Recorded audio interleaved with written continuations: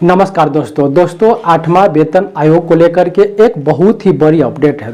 जैसे कि दोस्तों अभी सरकार के द्वारा फाइनेंस एक्ट 2025 को संसद में पारित किया गया है। दोस्तों इस एक्ट का में यह बताया गया है कि जो रिटायरमेंट कर्मचारी है उनके अब डीए अर्थात उनको महंगाई भत्ता और उनके आने वाले वेतन आयोग का फायदा उनको नहीं दिया जाएगा। दोस्तों ऐसा है कि पेंशन एक्ट 1972 के अनुसार जो भी कर्मचारी है अगर वे रिटायर होते हैं तो उनकी रिटायरमेंट के बाद उनको बेसिक सैलरी का आधा पेंशन और उनको प्रत्येक 6 महीने पे उनके डीए में वृद्धि और आने वाले वेतन आयोग का फायदा उनको दिया जाना है सरकार के द्वारा। ऐसा ये बात दोस्तों 17 सितंबर 1982 को भी सुप्रीम कोर्ट की एक ऐतिहासिक बेंच ने भी यह फैसला दिया था कि जो रिटायरमेंट कर्मचारी है उनको पेंशन देना सरकार का मूलभूत कर्तव्य है और पेंशन के साथ साथ उन पे डीए भी देना है, डीआर भी देना है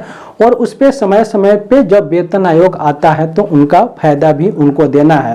तो दोस्तों अभी संसद में फाइनेंस एक्ट 2025 को अभी वर्तमान में पास किया गया और जो पुराना जो सुप्रीम कोर्ट का जो आदेश था और जो पेंशन एक्ट 1972 था उसमें संशोधन कर दिया गया है और अब जो रिटायरमेंट कर्मचारी है उनको वेतन आयोग जो 8वां वेतन आयोग आने वाला है उनका फायदा नहीं दिया जाएगा और साथ ही जो उनको महंगाई भत्ता मिलता था वह भी अब फाइनेंस एक्ट 2025 के नए कानून के तहत उनको नहीं दिया जाएगा। दोस्तों यह जो रिटायरमेंट कर्मचारी है उनके लिए निराशा भरी खबर है कि सरकार इस प्रकार की नए कानून लेकर के आ रही है। जब सुप्रीम कोर्ट यह बताया था कि कर्मचारियों को उनको पुरानी पेंशन दिया जाना है तो दोस्तों आप सभी ने जानते हैं कि 2004 में कर्मचारियों से उनका पेंशन का अधिकार भी छीन लिया और अभी जो उनकी रिटायरमेंट के बाद जो महंगाई भत्ता उसको दिया जाता था वह भी अब सरकार के द्वारा नहीं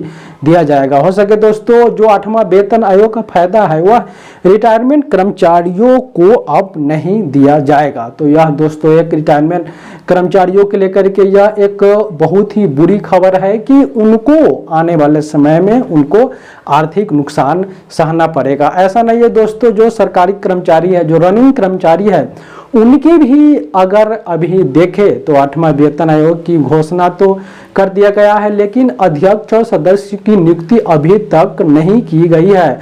आने वाला समय में यह भी लग रहा है कि जो रनिंग कर्मचारी है उनको भी 8वां वेतन आयोग का फायदा दिया जाता है या नहीं दिया जाता है यह भी एक बहुत बड़ी प्रश्न है। लेकिन दोस्तों जो रिटायरमेंट कर्मचारी को लेकर के जो यूनियन है जो जेसीएम के नेता है सभी लोग ने इस पर नाराजगी जाहिर की है कि नहीं यह बहुत ही गलत फैसला है जो फाइनेंस एक्ट 2025 लाया गया है यह पूरी तरीके से गलत है। सरकार को इसे वापस लेना ही पड़ेगा। दोस्तों कर्मचारी 8वां वेतन आयोग यूपीएस रद्द करने के लिए पुरानी पेंशन बहाली करने के लिए आंदोलन लड़ रही है लेकिन सरकार के द्वारा क्या दिया जाता है नए कानून पास कर दिया जाता है और ऊपर से और भी कर्मचारियों की प्रमुख मांगों को दबाया जा रहा है। विजय कुमार बंधु जी ने भी इसका विरोध किया है और उन्होंने कहा है कि हम सभी रिटायरमेंट कर्मचारी भाई के साथ है और हम इस एक्ट को लागू नहीं होने देंगे।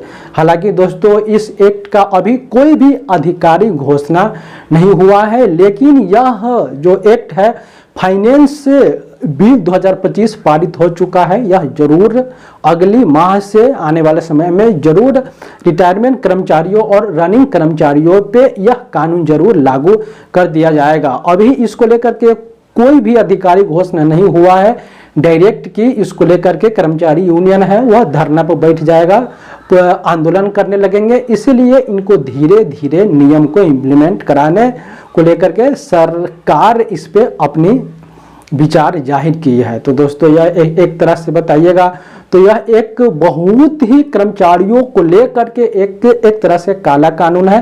इनको सरकार को वापस लेना चाहिए क्योंकि दोस्तों आदमी पूरी जिंदगी भर जब जवानी रहता है तो वे रेलवे की या और भी सरकार की सेवा करते हैं, लेकिन जब रिटायर हो जाते हैं तो सरकार उनका ख्याल सामाजिक सुरक्षा नहीं देना चाह रही है, उनकी जिम्मेदारी नहीं ले रही है। हालांकि यूनियन इनको लेकर के लगातार विरोध में है, आने वाले समय में इनको जरूर रद्द करवाया जाएगा। तो दोस्तों इस प्रकार की और भी अपडेट के लिए आप हमारे साथ बने रहे। इसी प्रकार बहुत बहुत धन्यवाद।